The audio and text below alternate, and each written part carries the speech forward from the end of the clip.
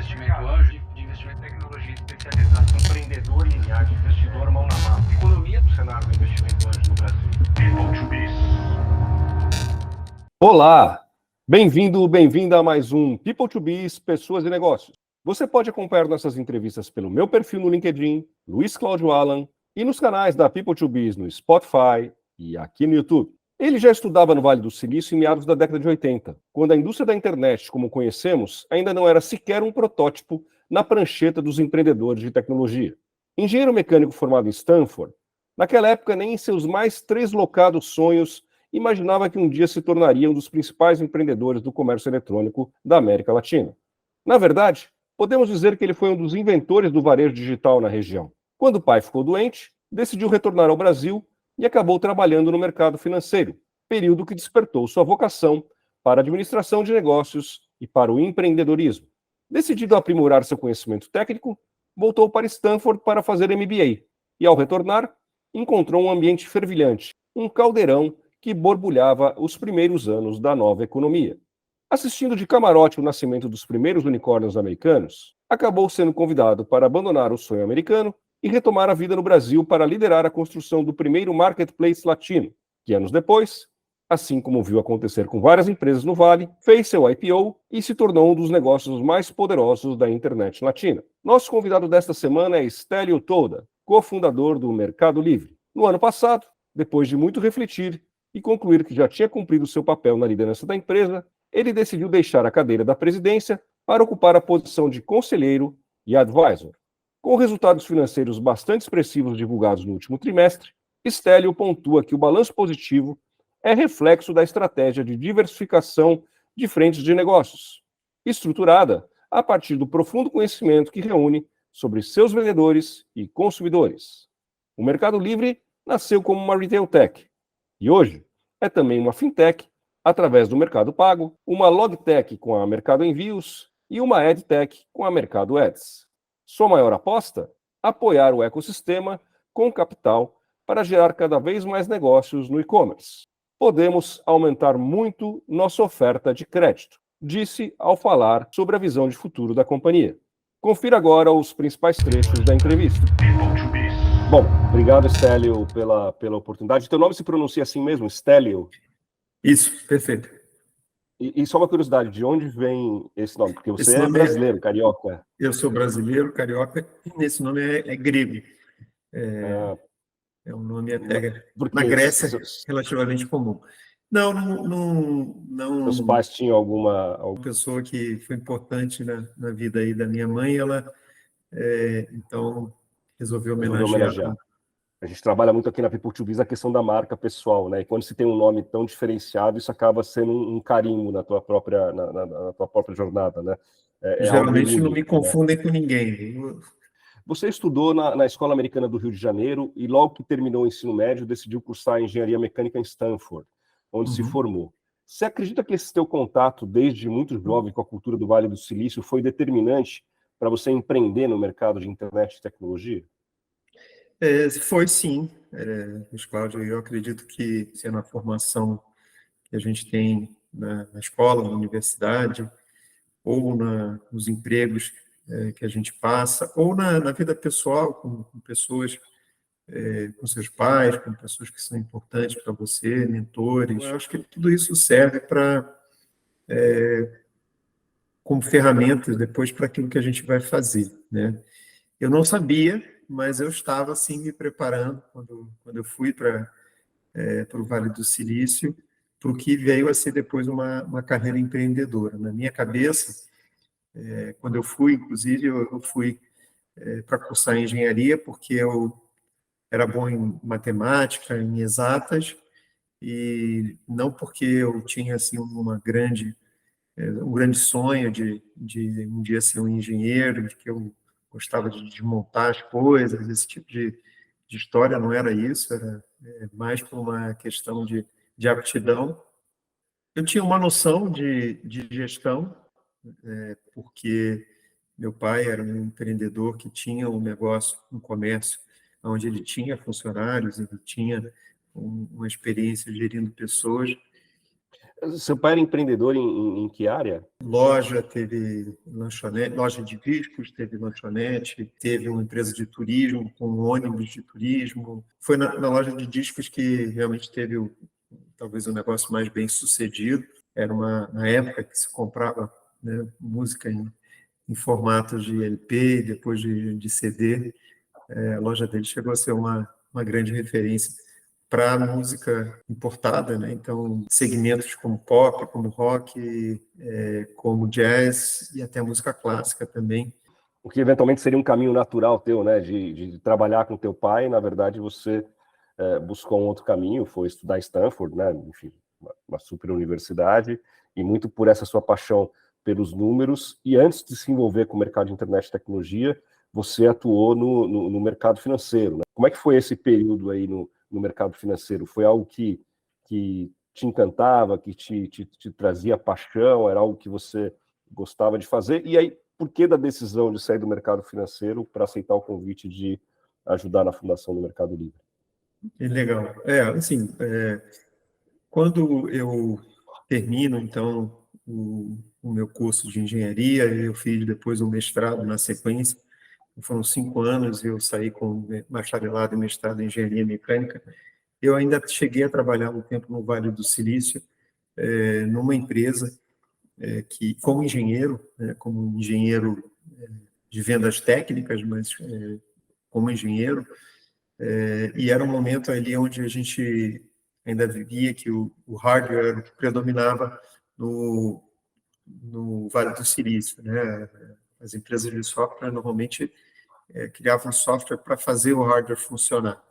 Essa empresa onde eu trabalhava, ela era uma empresa que fazia umas placas para transmissão de dados sem fio, né? Então, era um momento ali onde a comunicação sem fio ela estava surgindo de uma forma mais comercial e, de fato, essa empresa, então, depois criou, junto com outras, o que foi o padrão Wi-Fi que a gente usa até hoje, né? Eu voltei ao Brasil, e eu voltei por conta de uma situação de saúde, né? No caso do meu pai, que ficou doente, e eu voltei um pouco de repente e sem uma perspectiva, claro, do que poderia, então, ser um trabalho em engenharia para mim. Até procurei na época, mas foi no mercado financeiro onde eu encontrei abrigo, vamos dizer assim. E então eu entrei lá no Banco Icatu, que era um banco que tinha no Rio. Na sequência, pouco tempo depois, eu fui trabalhar no Pactual, antes dele se chamar BTG Pactual. Foi aí que eu descobri, né, nesse período, uma nova paixão que foi, sim, pelo mercado financeiro. E aí, em parte, tomando emprestado, né, essa formação técnica que eu tinha, mas, curiosamente, também algo que tinha na minha família, tanto o meu avô, pai do meu pai, quanto o meu pai, meu tio, irmão dele, eram pessoas que gostavam de ações e tinham experiência em comprar e vender ações, mas acabou para mim sendo uma parte importante, eu diria, da minha formação no entendimento de como avaliar empresas, de como entender o balanço de uma empresa, as demonstrações financeiras, enfim, de entender como funciona o mercado de capitais. Eu trabalhei muito na parte de financiamento, né, das empresas, tanto em ações, em títulos de dívida também. Isso tudo me deu interesse no mundo de negócios que eu não tinha tanto, né, antes no período que eu passei no Vale do Silício, eu era engenheiro, então tinha pouca visibilidade ou pouca noção até de como funcionava o mercado, como funcionavam as empresas. E isso foi, eu acho que, né, como eu disse, importante para a etapa seguinte, que foi aí que eu resolvi que era importante eu ter a parte teórica. E aí fui fazer o MBA, e de novo voltei à Universidade de Stanford para fazer o MBA, e quando voltei num período mágico, né? Um período em que a internet comercial estava realmente surgindo com força, onde muito capital estava indo para novas empresas, muitos alunos ali, como eu, com intenção de abrir os seus negócios, nesse ambiente novo que era o ambiente da internet, ainda em desenvolvimento, ainda pouco conhecida pelo grande público, mas rapidamente se tornando conhecida. Lá nos Estados Unidos, quando nós cursamos, no período de 2 anos, de 97 a 99, nós vimos várias empresas da Gri Capital, inclusive o eBay, que era, né, uma empresa que se aproveitava muito dessa ideia de conexão, né? Qualquer um podia ser um comprador ou um vendedor dentro dessa grande rede que eles criaram. E isso foi um dos grandes modelos de negócio ali que nos interessou. Voltei ao mercado financeiro depois do término do curso, dessa vez já em Nova York, com a intenção de ficar ali alguns anos, de desenvolver uma carreira em banco de investimento. E, por uma coincidência, eu me reencontrei com um colega e amigo argentino, que era o Marcos Galperin, que me contou do que tinha sido o lançamento de uma empresa que ele tinha criado ali na Argentina, que estava bem no início, né? Que tinha começado ali fazia 2 meses. Aquilo me chamou muita atenção, porque eu estava num banco de investimento, vendo as empresas surgirem, vendo as empresas abrirem o capital, e foi aí que eu me ofereci, então, a ele para tocar o negócio, para lançar e tocar o negócio aqui no Brasil. Abandonei esse sonho americano, deixei os Estados Unidos para voltar para o Brasil, para começar o Mercado Livre. Então, isso foi em novembro de 99. É interessante que você estava ali no mercado financeiro, vendo empresas de internet e tecnologia americanas que eram nascentes, estavam começando a abrir capital, e você estava assistindo um movimento que sequer tinha começado, ou estava começando a ganhar maior tração na América Latina. A gente está falando ali de 99, quer dizer, o UOL já existia, o BOL, né, a partir de 94, já não estava assim... A indústria já estava começando a tracionar um pouco mais, né? Eu trabalhei na Star Media ali também, em 99, 2000, mas você estava um passo à frente, né? Porque você teve essa oportunidade de estar lá no Vale do Silício, né? E tinha visto o modelo do eBay, né? Como é que você recebeu esse convite do Marcos Galperin? O e-commerce ainda estava, podemos dizer que estava dando seus primeiros passos quando vocês desenharam o modelo de marketplace, né? Não era ainda muito cedo para estruturar um negócio no varejo online com esse modelo de marketplace. Conta esses primeiros dias aí, essa história dos primeiros dias do Mercado Livre. O que você lembra desse período em que vocês ajudaram a começar a desbravar o e-commerce na América Latina? Eu, na verdade, fui quem eu me ofereci ao Marcos, né? Eu vi que ele estava, então, com a intenção de expandir o negócio. Você falou do Star Media, acho que a Star Media serviu muito como um exemplo, né, de uma empresa que era pan-regional, e isso era uma inspiração no sentido de que a gente também via que o potencial que existia na Argentina existia em todos os países da América Latina. Quando eu me juntei, eu justamente comecei a provar essa tese de que era possível a gente se expandir, e o Brasil não só foi um exemplo bem sucedido, né, de como o modelo funcionava aqui também, como se tornou ao longo do tempo o nosso principal mercado, e até hoje o mercado que representa metade ou mais dos negócios da empresa ainda até os dias de hoje. Um começo modesto, um começo que estava limitado por muitas coisas, né, desde a velocidade e a qualidade do acesso à internet, era bem básico, ainda por modem discado. A disseminação de computadores também era algo limitante, porque poucas pessoas tinham, e aqueles que não tinham, em alguns casos, ou não viam necessidade, ou não tinham poder aquisitivo para comprar um, ou as duas coisas, né? Até na época, você vai lembrar, surgiram serviços como as lan houses, justamente para que a pessoa pudesse usar o serviço sem precisar ser dono, né, do seu próprio computador, né? Uma forma de também permitir o acesso. Nós acreditamos que esse modelo de marketplace era um modelo que tinha grande potencial. Ele era um modelo que não poderia funcionar fora do mundo online, né? Diferente de um modelo, por exemplo, de uma loja online, que uma loja está vendendo seus produtos para consumidores na internet, na verdade, estava trazendo um modelo que já existia, né, do mundo físico.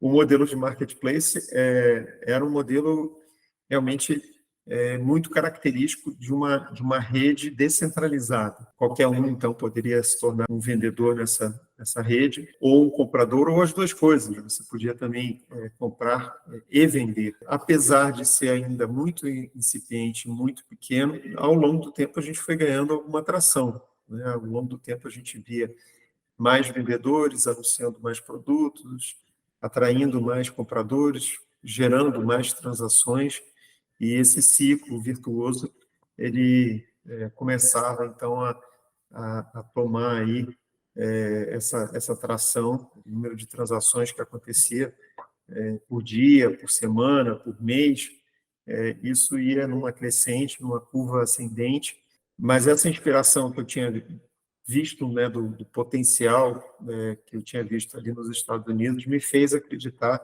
na possibilidade disso aqui também no Brasil e na América Latina.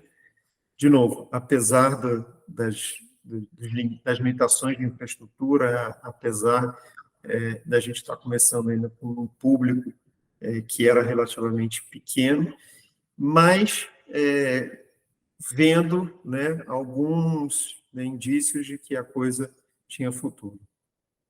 Vocês sempre tiveram uma segurança, assim, uma certeza de que esse modelo de negócio daria certo, ou vocês tinham dúvidas, sentiam que passariam por um vale da morte, passariam por muitas dificuldades até conseguir vencer? Qual que era esse nível de confiança? As duas coisas, mas não né? dava para ter certeza de nada, né? Então, as duas coisas. A gente acreditava que o modelo era um modelo que fazia sentido e que tinha um poder de escalar, né? Eu acho que esse é o principal ponto. Um pouco do que eu dizia, de que ele crescia e a gente via esse crescendo né, dia a dia, mês a mês, e isso, então, nos animava, pensando que, potencialmente, teria uma aplicação gigante, né? Uma aplicação que poderia abarcar um número cada vez maior de usuários, de transações.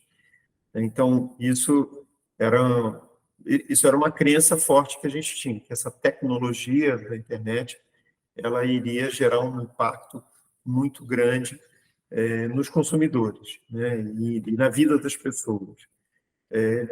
Sem saber muito bem como isso iria acontecer, mas tendo essa crença forte. Por outro lado, a gente também imaginava que seria difícil, justamente porque a gente via que o negócio ainda era muito pequeno, que ele carecia de infraestrutura, que era necessário a gente educar os nossos consumidores a usar o nosso serviço, que não era um serviço tão óbvio assim, né, que a noção básica de comprar e vender, eu acho que as pessoas tinham, mas de fazer isso no ambiente online, sem ver o produto, né, com ainda limitações no que diz respeito a pagamentos e a entrega, a logística de entrega. Então, tudo isso era empecilho, com uma grande questão que era também como nós iríamos ganhar dinheiro com isso, né? Nós tínhamos uma ideia de que, eventualmente, cobraríamos comissões pelos nossos serviços, mas durante um ano inteiro a gente funcionou sem cobrar nada, sem gerar uma receita, né? Justamente porque a gente queria ver as pessoas aprendendo a usar o nosso sistema. Mas mesmo depois, quando nós começamos a cobrar, um desafio de fazer com que nos pagassem, né? Então, uma coisa é você faturar, outra coisa é você cobrar e receber, né? E isso também foi depois um grande desafio ao longo do tempo. Então, assim, uma coisa era isso, a crença no poder da tecnologia e de como iria impactar a vida das pessoas, essa ideia poderosa de democratizar, né, o comércio. Nós acreditávamos nisso, que a gente trazia um modelo de negócios que permitia pessoas que estavam fora dos grandes centros ter acesso a produtos e que permitia também a quem tinha os produtos abrir, né, o seu mercado para além, né, da localidade física e para essa rede, então, nacional. Então, assim, esse propósito forte de democratização do comércio nós tínhamos também. Mas incertezas era o que mais tínhamos, né? Era o nosso dia a dia. E até hoje, né? Como foi, por exemplo, a pandemia para todo mundo. Ninguém tinha isso nos seus cenários de planejamento e todo mundo teve que se adaptar, tanto no nível pessoal quanto corporativo, ao que esse desafio, essa incerteza da pandemia trouxe, por exemplo. No caso da pandemia, acabou sendo um fator muito positivo para o e-commerce, né?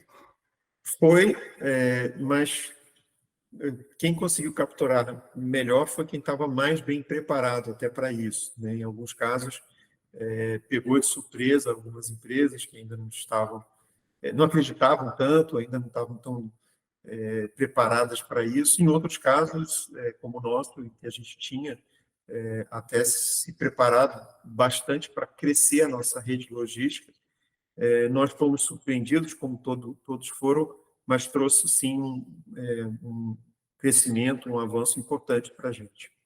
Voltando lá para 99, quando vocês fundaram o Mercado Livre, foi ali 2 anos antes do estouro da bolha, né? Quer dizer, o cenário econômico, o cenário financeiro era bastante desafiador, né? Muitas empresas não venceram o estouro da bolha e deixaram de existir, fecharam as portas, né? No caso de vocês conseguiram, ali no início dos anos 2000, antes dos anos 2000, vocês conseguiram levantar capital com investidores, né? E no início dos anos 2000, vocês adquiriram concorrentes importantes, como o Local, a Remate, fizeram a parceria com a eBay, né? Como é que a empresa conseguiu sobreviver a esse período do estouro da bolha? A estratégia de aquisições foi o caminho para atravessar a tempestade? Ou foi muita austeridade ali com caixa? Quais foram os fatores que fizeram vocês conseguirem vencer esse período, que foi um período que muitas empresas não sobreviveram? O desafio, sim, de levantarmos recursos. Como você bem disse, em 99 nós fizemos uma primeira rodada que nos auxiliou a expandir o Mercado Livre para além da Argentina e do Brasil, para outros países. Nós lançamos no Chile, na Colômbia, na Venezuela, no Uruguai, no Peru, e em dado momento estávamos aí já um pouco mais de um ano em 8 países já funcionando, e com esses recursos iniciais também fizemos campanhas de lançamento, então atração de novos usuários para esses mercados, e rapidamente a gente viu esse dinheiro ser consumido. Aliás, os próprios investidores nos diziam que a gente estava vivendo uma época de ocupação de terra, né? Quase como você estivesse num faroeste em que você estava expandindo o seu alcance, e a forma de fazer isso era usando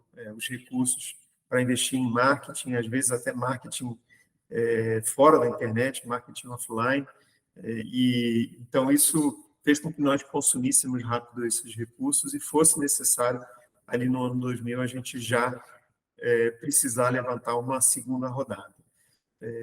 E essa rodada ela veio já depois que o índice Nasdaq começou a cair em março de 2000, nós conseguimos, em maio de 2000, fechar essa segunda rodada, levantamos na época equivalente a 46 milhões de dólares na época, então bastante dinheiro, mas com esses recursos, os nossos investidores nos deram um aviso de que o mercado já estava se fechando e que provavelmente seriam os últimos recursos que teríamos para tornar a empresa viável, autossustentável, fez com que nós, então, passássemos a cuidar muito, muito bem desse caixa. Tomamos decisões de investimento importante, reduzimos o nosso investimento em marketing, por exemplo, deixamos de investir offline e passamos a investir só online. Tínhamos aberto um escritório em Miami, com a intenção também de falar com o público hispano aqui nos Estados Unidos, e vimos que isso não se materializaria sem um investimento alto. Então, fechamos esse escritório. Então, foram decisões, eu diria, que nos levaram a ser muito consciente com relação aos recursos que nós tínhamos e rapidamente buscar, né, receita e aumentar a receita e diminuir as despesas, como qualquer empresa, né, precisaria fazer para se tornar rentável. A estratégia de aquisições, ela fez sentido, ela nos ajudou nesse processo. Foi possível só nós fazermos essas aquisições porque alguns desses nossos concorrentes da época não viram que o cenário requeria esse nível de austeridade. Então, continuaram, em alguns casos, investindo, até a ponto de não ter mais recursos e de se ver numa situação em que o mercado já não permitia levantar novos recursos. Então, acho que isso também contribuiu para que a gente depois pudesse adquirir os nossos principais concorrentes que tínhamos na época. E aí sim foi uma estratégia de consolidação. Ainda assim, né, estávamos longe de nos tornarmos rentáveis. Isso veio só em 2006, que foi um ano antes da gente abrir o nosso capital. Então, foi um período que foi de 2000 até 2006, em que vivemos, né, à base dos recursos de investidores que tinham sido levantados lá atrás, mas soubemos ir reduzindo a nossa queima de caixa mês após mês, até o ponto de passarmos a gerar caixa positivo e assim, aí sim, então, nos tornarmos autossustentáveis. E aí veio o episódio do IPO em 2007, né? Você nem imaginava um dia que, né, em 2007 você faria o IPO de uma empresa, e você assistindo lá atrás, né, outras empresas no Vale do Silício fazendo IPO, e você com essa tua formação no mercado financeiro. Acho que, enfim, nada é por acaso, né? As coisas vão se construindo. E quando vocês fizeram o IPO, vocês tinham conseguido reverter o caixa, sair de um caixa negativo para um caixa positivo, né? Como é que foi esse episódio do IPO e como é que foi essa virada de caixa? Foi só uma questão de austeridade ou vocês estavam conseguindo crescer a base de cliente, crescer a parte transacional também? Quer dizer, estavam conseguindo gerar receita? Como é que foi esse episódio do IPO? Essa crença que a gente tinha da tecnologia impactando a vida das pessoas, esse propósito forte de democratização do comércio. Nós tínhamos feito lá atrás um plano de negócios que mostrava, né, uma empresa se tornando rentável. É claro que o nosso plano de negócios mostrava isso acontecendo num período bem mais curto do que a realidade acabou mostrando. Mas o que a gente viu é que, mesmo acontecendo mais devagar, aconteceu, né? A gente via, como eu dizia, todo mês a gente tinha mais transações, e ao ter mais transações a gente aumentava o nosso faturamento, e era uma curva crescente, ao ponto de, né, e aí é o efeito também de impacto composto, né? Essa rede ia crescendo, mais usuários atraindo mais vendedores atraindo mais compradores atraindo mais vendedores, gerando mais transações, gerando mais receita. Então, assim, a receita foi crescendo ao longo do tempo e foi crescendo com novos usuários, sair do que era o leilão, que tinha sido inspirado no eBay lá no início, para um negócio de venda a preço fixo, né, uma venda direta. Isso atraiu também vendedores profissionais, que viram o potencial de trazer um modelo do mundo físico para dentro do mundo online. Você tinha, de um lado, vendedores profissionais que traziam quantidade de produto, atraíam vários compradores, e isso, então, gerava realmente esse efeito multiplicador. Então, quando chegamos em 2006 à rentabilidade, nos trouxe, então, finalmente, à rentabilidade. E com potencial de continuar escalando. Acho que isso também era o que nos animava com relação ao futuro. Quando veio o IPO, ele veio como a concretização de uma chancela, eu diria, do mercado, dizendo que essa empresa era uma empresa que era digna de ter ações no mercado e que poderia depois também continuar a crescer, e foi o que aconteceu, né? A gente se tornou uma empresa que aproveitou, eu diria, muito o fato de ser uma empresa de capital aberto, de ter as suas ações em bolsa de valores. Vocês, há poucos dias, na contramão aí da crise do varejo, divulgaram um lucro líquido de 359 milhões de dólares nesse último terceiro trimestre, foi um crescimento de 178%. A que você atribui este resultado que impressionou os analistas? Qual tem sido a receita para continuar crescendo? E qual tem sido a representatividade do Brasil nesses resultados positivos? O Brasil é o nosso principal mercado, né? Representando aí, dependendo da métrica, do número que você olhar, metade, ou em alguns casos até mais da metade do nosso volume, né? Então, é um país extremamente relevante para a gente, e apesar dessa dita crise aí no varejo, o Mercado Livre está crescendo por conta de atração de novos usuários, mas também com mais transações, com uma frequência maior de transações por usuário acontecendo também. Hoje, o Mercado Livre ele tem dois grandes pilares de negócio, que são o negócio de marketplace e tudo o que gira em torno desse marketplace, que inclui a logística, que inclui a publicidade online, e o negócio de serviços financeiros, que começa com o nosso meio de pagamento, que é o Mercado Pago, mas que se estende também a outros serviços, como crédito, como seguros, como investimentos, então realmente se tornando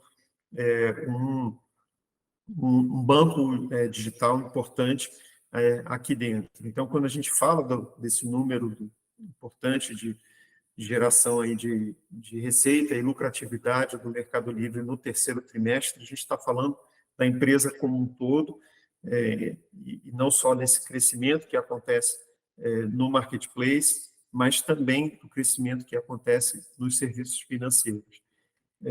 Tem entregue os produtos vendidos no marketplace cada vez mais rápido, gerando uma experiência muito positiva perante os nossos usuários, e tem gerado essa recorrência maior, essa maior frequência de compra, porque esses nossos usuários veem que no Mercado Livre, primeiro, eles vão encontrar o que estão buscando, né? A gente sempre trabalhou muito com essa questão de sortimento muito amplo, mas, além disso, além de ter muitos produtos a preços competitivos, a gente também tem uma excelente entrega. Então, também tem um grande trabalho aí para fazer essa logística funcionar, e isso resulta, então, nessa roda girando cada vez mais rápido.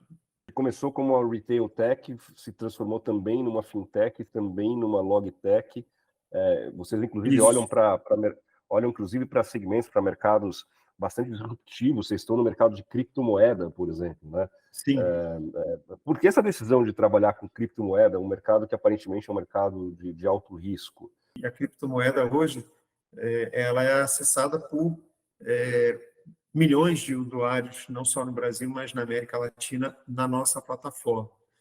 Uma forma de investimento, com possibilidade de investir recursos até pequenos, e isso se tornou algo, né, mais visível, mais popular para uma parcela crescente da população. Mas, assim, a criptomoeda é só uma parte, né, dessa nossa estratégia de serviços financeiros.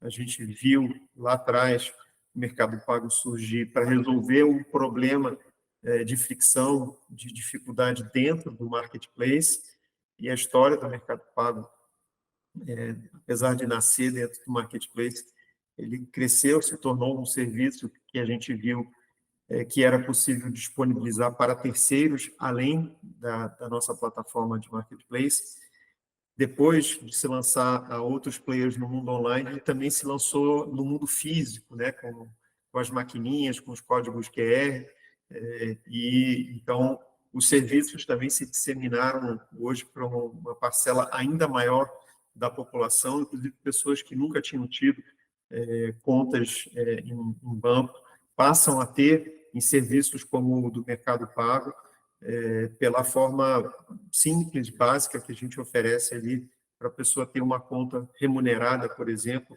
receber pagamentos nesse sistema, enfim, fazer pagamentos também a partir desse sistema. E tem outros mercados que vocês estão de olho, além de logística e mercado financeiro? A gente pode esperar novidades aí? Eu sei que vocês, como empresa de capital aberto, têm algumas restrições de falar de futuro, mas tem algo que você possa nos antecipar? Assim, o que eu posso falar são coisas que a gente já está fazendo, Luiz, que são coisas que aparecem de forma ainda inicial, incipiente, mas que nós acreditamos muito no potencial delas. Uma é a área de crédito dentro do Mercado Pago, então oferecer crédito para os nossos vendedores é algo que a gente vem fazendo, mas que a gente vê potencial para aumentar muito, né? Então, os nossos vendedores profissionais, principalmente, eles se tornam vendedores que precisam de capital de giro para fazer o negócio deles crescer. Nós temos uma riqueza de informação das transações que eles realizam, e isso nos permite, então, fazer a nossa própria gestão de crédito, nosso score, né, para a gente avaliar o risco desse vendedor, e isso nos permitiu, então, oferecer esses empréstimos, e isso tem nos ajudado até, uma forma de retroalimentar, né, porque esses vendedores, muitas vezes, então, trazem os produtos que eles compram para revender dentro do próprio Mercado Livre. A gente tem oferecido crédito fora do ambiente do nosso marketplace para vendedores que usam o Mercado Pago, usam, por exemplo, a nossa maquininha, e a gente conhece, então, também ali a movimentação deles, e a partir disso a gente consegue oferecer a eles crédito. E a gente começou a oferecer crédito também ao nosso usuário, consumidor final, né? Um crédito mais parecido ao que era o antigo CDC, o crédito direto ao consumidor. No nosso caso, ele não está vinculado à compra específica de um produto. Na verdade, a gente faz um score dos nossos usuários, dos nossos clientes, pessoa física, e a partir nesse score decidimos quanto a gente pode oferecer de crédito para essa pessoa.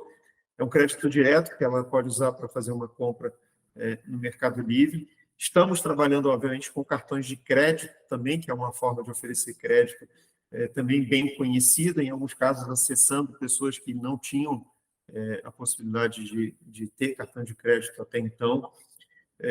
Então, esse negócio é um negócio que já é grande, mas que promete ainda crescer por mais tempo. E, como eu disse, ele nos ajuda a retroalimentar o negócio de marketplace.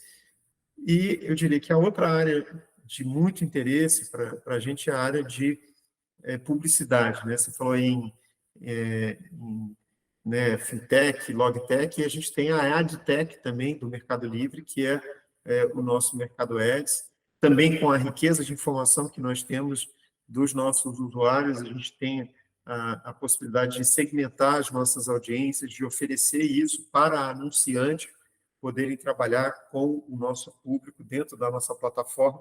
A gente tem também uma representatividade grande, um volume de impressões aí que pode ser acessado por esses anunciantes, e isso, então, também tem feito crescer o nosso negócio com uma rentabilidade maior, né? Tipicamente, e isso também tem nos ajudado a gerar a rentabilidade que a gente viu agora no terceiro trimestre. Bom, um outro ponto é a questão dos produtos importados.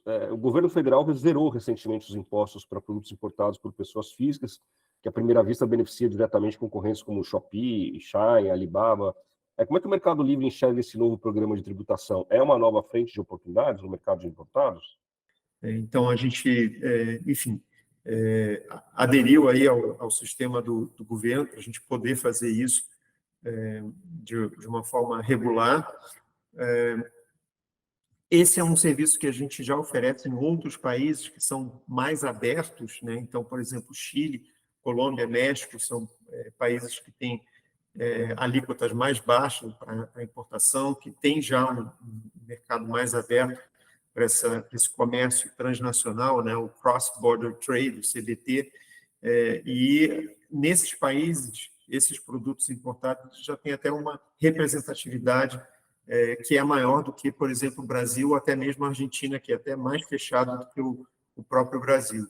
Mas, de novo, isso tudo para compor, né, um leque de opções de produtos que a gente quer disponibilizar para os nossos clientes.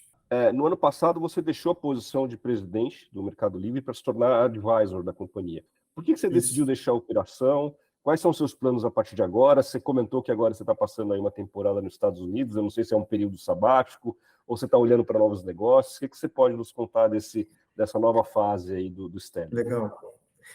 Assim, a decisão foi uma decisão bem consciente, conversada com o Marcos, né, que está comigo nessa jornada já há 24 anos, e natural, quando criamos o Mercado Livre, a gente imaginava que se ele desse certo, como ele tem dado, a gente não estaria perpetuamente nas nossas posições e que gostaríamos, né, de abrir espaço e ver desenvolver outras pessoas viverem e desenvolverem o Mercado Livre. E comigo não foi diferente disso, eu imaginei esse processo, fiz essa transição para esse papel de conselheiro, de advisor, tenho um relacionamento próximo ainda com as equipes de executivos, com o conselho da empresa também, participo das reuniões do conselho, ainda sou um investidor na empresa, então tenho um grande interesse no futuro dela, e eu acho até que ela consegue ser mais bem gerida com outra pessoa do que comigo, alguém mais jovem, alguém com mais disposição, alguém que tenha ainda mais aprovado que eu acho que eu tenho, né? Eu tenho me tornado conselheiro de algumas empresas, de outros setores, setor de educação, setor de saúde, tenho aprendido muito sobre esses novos setores. Minha intenção agora não é voltar para o mundo corporativo como executivo, isso eu estava contente lá no Mercado Livre, mas sim participar como conselheiro em algumas empresas, eventualmente gerar mais impacto com investimentos, talvez até em um aspecto mais do terceiro setor aí. A gente vê que o Brasil tem carências que é importante a gente olhar para elas e com o conhecimento, com a experiência que eu tenho, com contatos, com recursos, acho que é um bom momento para eu também pensar e trabalhar nesse setor. Muito bom, vamos acompanhar aí os próximos passos do Stellium, estou bastante curioso para acompanhar. Concordo contigo que o terceiro setor tem muita dor para ser atacada, particularmente aqui no Brasil, e vou ficar com o radar ligado aí para teus próximos passos. Legal. Queria te agradecer demais aí essa oportunidade desse papo, e até uma próxima. Quem sabe daqui a algum tempo a gente volta a se falar para você me contar outras novidades aí, tá bom? Obrigado, Cláudio, foi um prazer falar contigo, contar um pouquinho da minha história, da história do Mercado Livre. Estamos sempre aí às ordens. Investimento anjo, de investimento em tecnologia, especialização, empreendedor linear, investidor mão na massa. Economia do cenário do investimento anjo no Brasil. People to be.